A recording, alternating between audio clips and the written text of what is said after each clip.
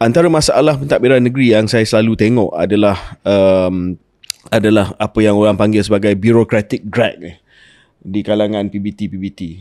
Ramai yang masih lagi kata dari segi efisiensi, kecekapan, peringkat PBT kerajaan local government ni adalah the weak spot. Apa yang Selangor sedang buat?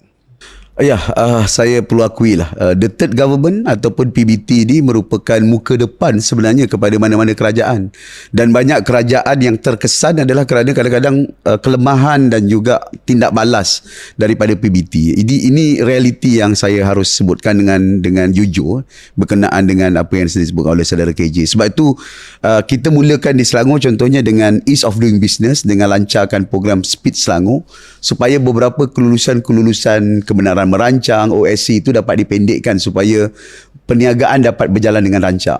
Dan kita pendekkan di antaranya 3 bulan kepada 10 hari atau 14 hari, 6 bulan kepada sebulan dan sebagainya. Ada berapa, dan kita tengok praktis di PBT.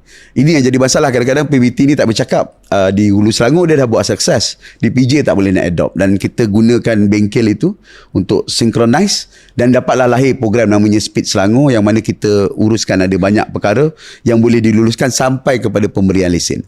Tahun ini saya dah umumkan untuk tahun depan kita tak hanya tumpu pada ease of doing business lah. Ada 2 perkara yang relate dengan rakyat, iaitu pertama ubah suai rumah, yang kadang-kadang mengambil tempoh yang jangka masa panjang. Saya minta mereka luluskan within 24 hours to 48 hours. Apa yang menjadi kekangan ni, MB? Sebab macam MB kata, if you can ask them to buat dalam 24 hingga 48 jam, kenapa selama ni adakah isu dia Napoleon kecil ke, mentality ke? Apa sebenarnya yang berlaku di PBT ni? Pertama, mereka tak berhubungan antara satu sama lain. Di tempat lain boleh selesai 24 hours. Di tempat sini mereka kekalkan sistem yang lama. Itu pertama. Yang kedua, ada rangkaian-rangkaian keselesaan, complacent dengan izin. Rangkaian keselesaan, I like that. sebab finally realitinya pejabat-pejabat tu kadang-kadang dia telah berkurun dan bertapak dengan sangat lama. Ada hubungan keluarga, sahabat kan. Dia jadi satu government dia sendiri yang perlu reform. Lepas tu ada orang yang mengambil jalan pintas mengatakan bahawa okey, kita buat pilihan raya kerajaan tempatan untuk selesaikan masalah ni. Ini tidak akan selesai selagi the whole ecosystem tu kita tak rombak.